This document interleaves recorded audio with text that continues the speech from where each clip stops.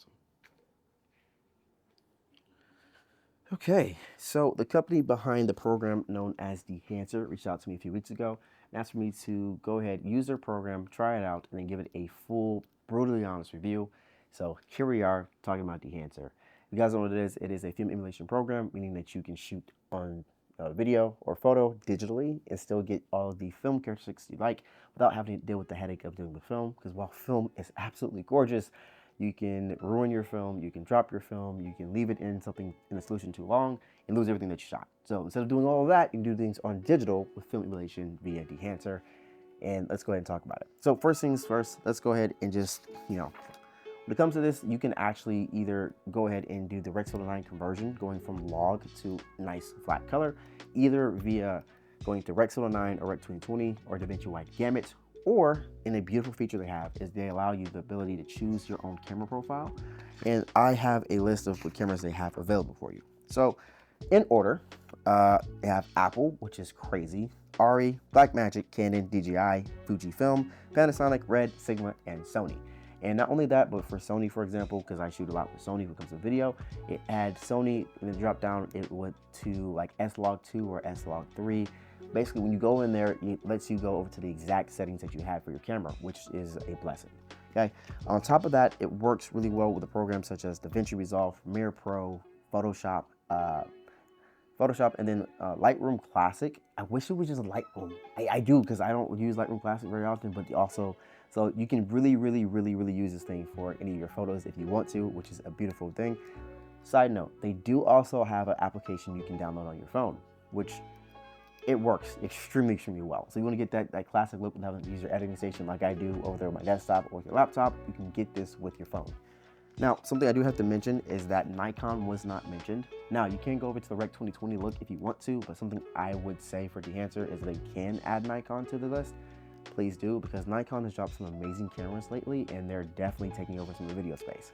When it comes to this, you also have different film prints that you can use. So you have the film profiles such as Kodak, CineStill, etc. But there's also film prints like a Kodak glassy paper is what I love to use for mine. And these do have a dramatic effect on your colors. So make sure you're using the right film print before you move on. You can also add things such as grain size, grain intensity.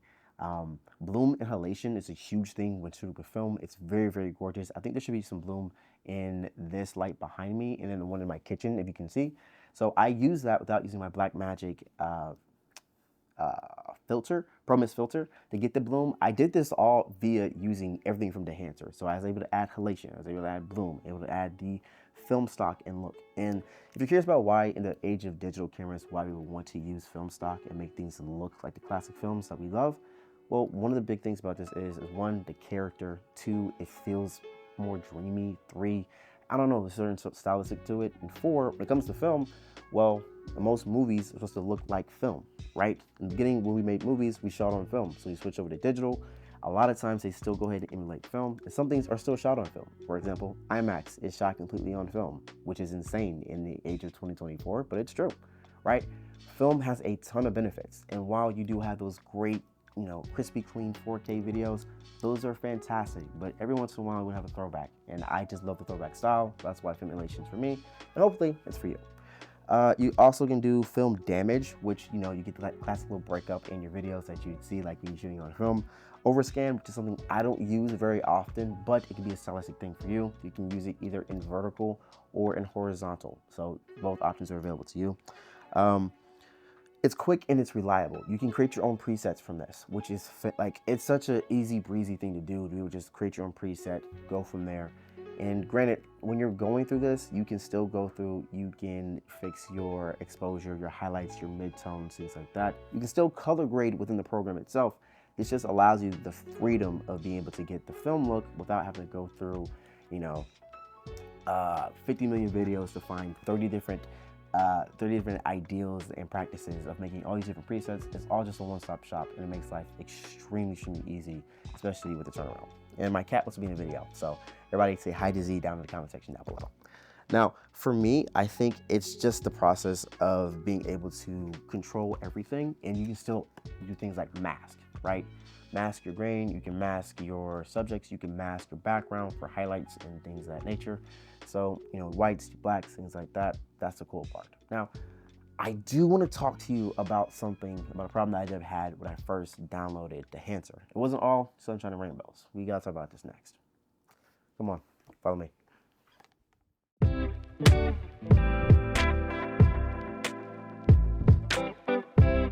So when I first downloaded Dehancer, I, made sure everything was installed, went over to DaVinci Resolve. Yeah, that's a bar actually. And then I put in my test footage, went into the color page, started Dehancer, and I started playing around, and then it crashed. So I did like anybody who's worked with plugins would do in the past. I just simply said, okay, closed out DaVinci Resolve, started the process again, and then it crashed again. So I said, okay, well maybe there's something I need to do in the back end.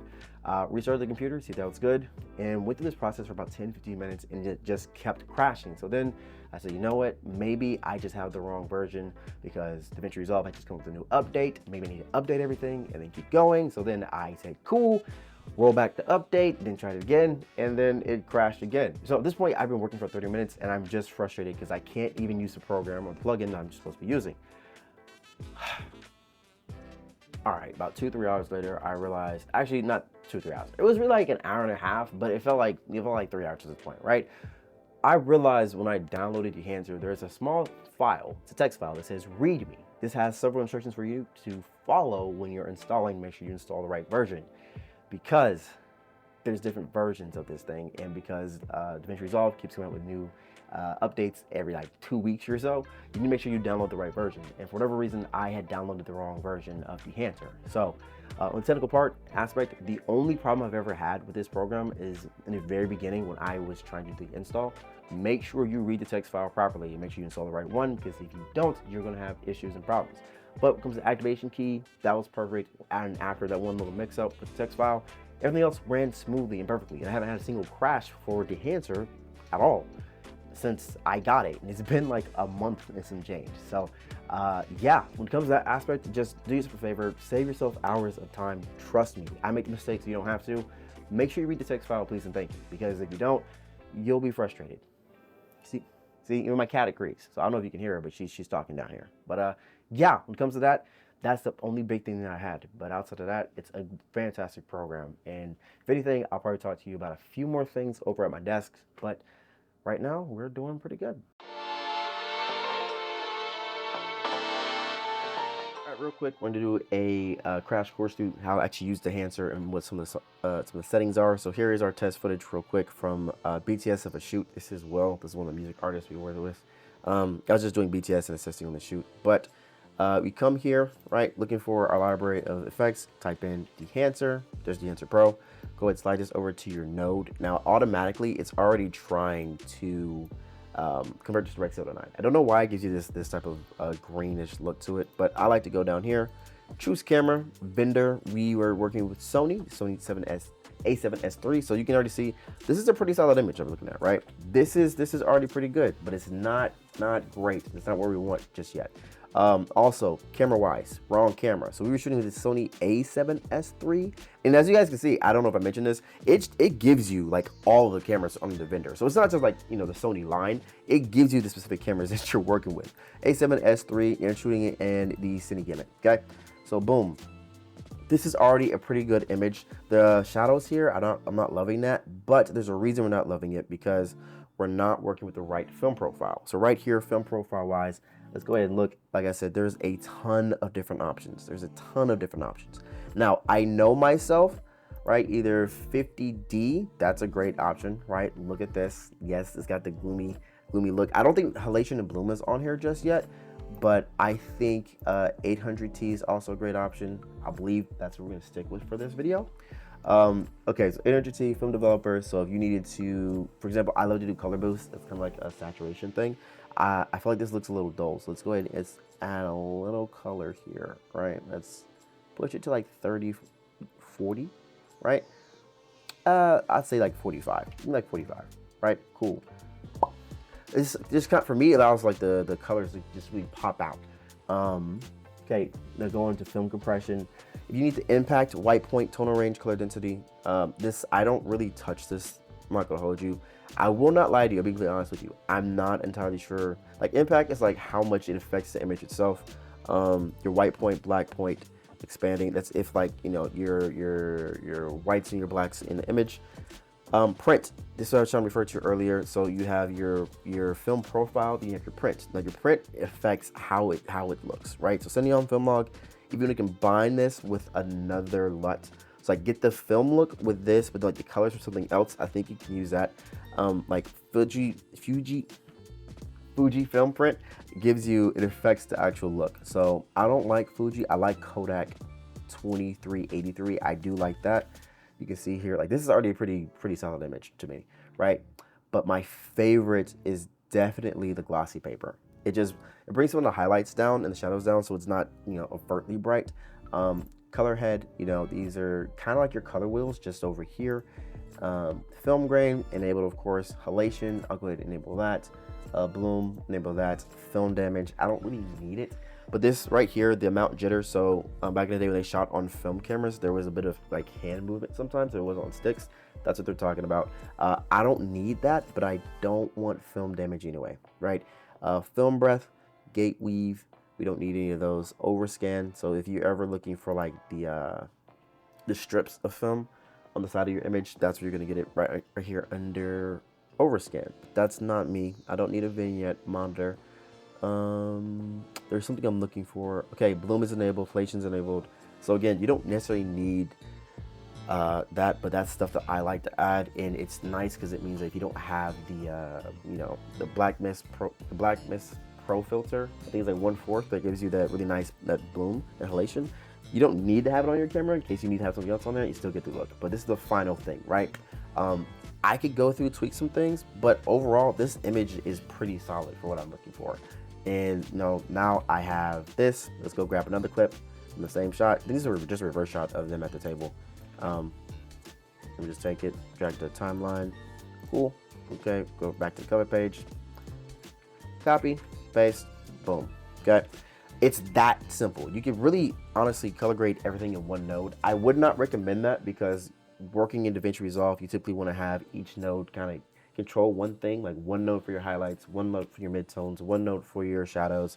Just so that way, if you want to go adjust anything, you can. But, you know, looking at this like this, like I created all of these different, I created this perfect image. And it took me less than 5 minutes, or I don't know, this portion of the video is like 5 minutes, right?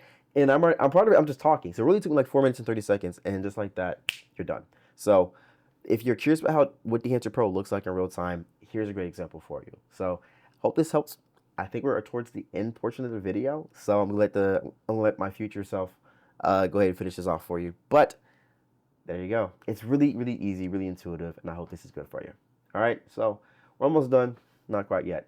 Peace.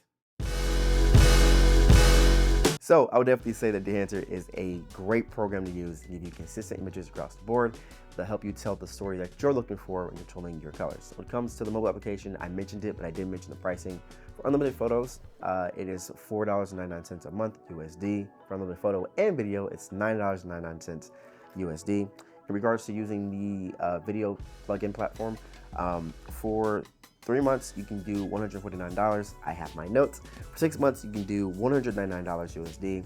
For 1 year, $299. And for a lifetime supply, you can do $449. Now, you can also save yourself 10% by using code Mr. Nice Guy on the way in checkout. I will let you know it is commission-based, so I do receive a partial percentage of that as well.